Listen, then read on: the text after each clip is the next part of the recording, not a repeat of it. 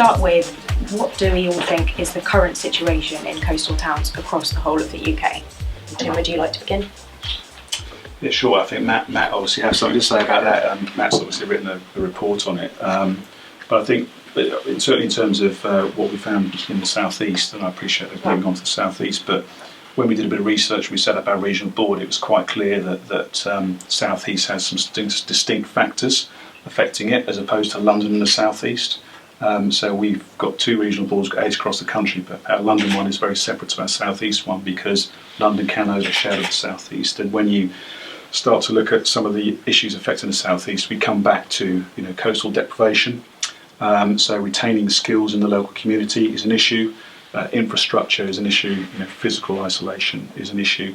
And therefore, we felt that focusing on those coastal towns in terms of those 3 E's again, how can we help with education? How we can encourage enterprise? How can we then, through those two things, support employment would be worthwhile causes for us to focus our efforts on. So I think there are some common themes around the country, but certainly when you look at Hastings and some of the East Kent and North Kent towns, there are some common themes there that need to be addressed. Matt, do you feel like there's a high level of deprivation across the whole of the coastal communities in the UK? Yes, so the Centre for Social Justice think tank put a report out in 2014 which makes for fairly depressing reading. So across most seaside towns you find obviously physical isolation, education deficiencies, very high levels of deprivation, whether you're looking at mortality rates, obesity, unemployment, any measure. Seaside towns do worse than most other rural and other towns.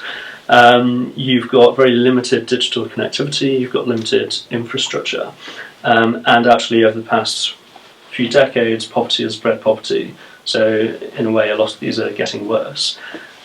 What we put together for reports last year was telling the story of how entrepreneurs are starting to revive these seaside towns. So you look back to the history of a lot of these places, it was entrepreneurs that created them. And our message is very much it's the new wave of entrepreneurs that will revive them and seek to turn some of them around. So I think when you start looking at the towns themselves, we found some pretty interesting and kind of encouraging examples, and not least in Hastings. So some very interesting businesses going back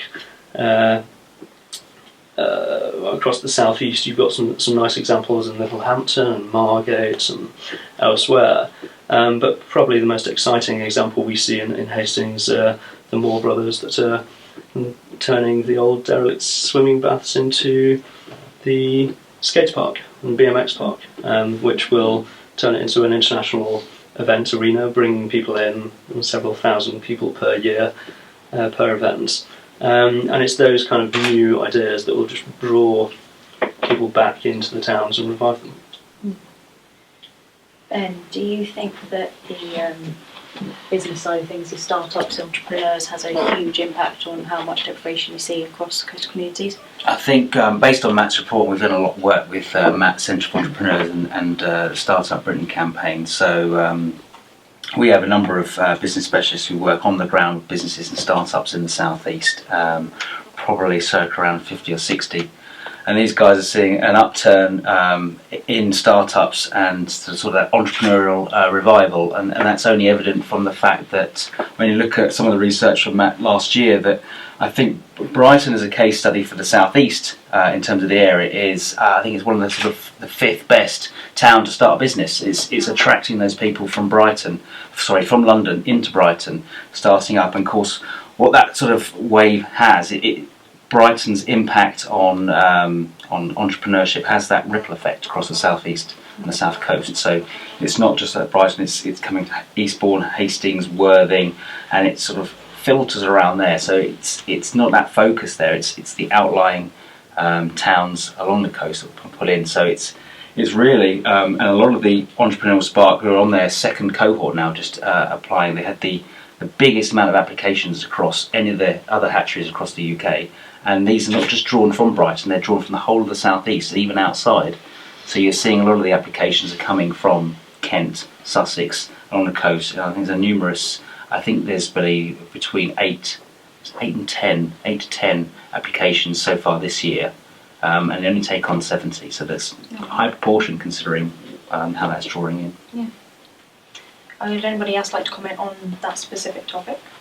No? Maybe I could just add that from the perspective of Locate East Sussex, what we're seeing is not only interest in towns in East Sussex, coastal towns especially, from population coming from Brighton into the county, but also down from London because of the affordability of housing. We're also seeing the fact that perhaps the limits on commercial property in London is actually causing companies to look at what may be available in the coastal strip and be a cause for relocation, and that's something very positive. But in addition to that, I think it's important we don't forget the entrepreneurial businesses already located here that are actually growing and developing as a result of I think their hard work and good management over the past few years. And if I could just pick up, I think one of the things about coastal towns is there's a huge intergenerational unemployment issue. So children don't have role models. So you've got entrepreneurship actually supporting young people as they come through, or adults as they actually start to think about business. That support is crucial for them to move forward because they haven't got the evidence of that to follow. So that really is going to make quite a lot of difference. In general, I mean, you've benefited from the Skills and Opportunities Fund, which is fantastic, and the government, I believe, have implemented quite a few schemes to try and boost coastal communities. Have you seen any impact with those? Yes, there has been impact. But what we do need to do is focus on those areas where there is real deprivation and poverty.